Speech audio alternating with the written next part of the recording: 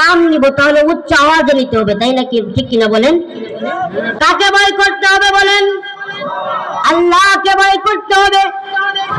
দ্বিতীয় নাম্বার হলো ফেলুল খাইর, ভালো কাজ করতে হবে। ভালো কাজ কি?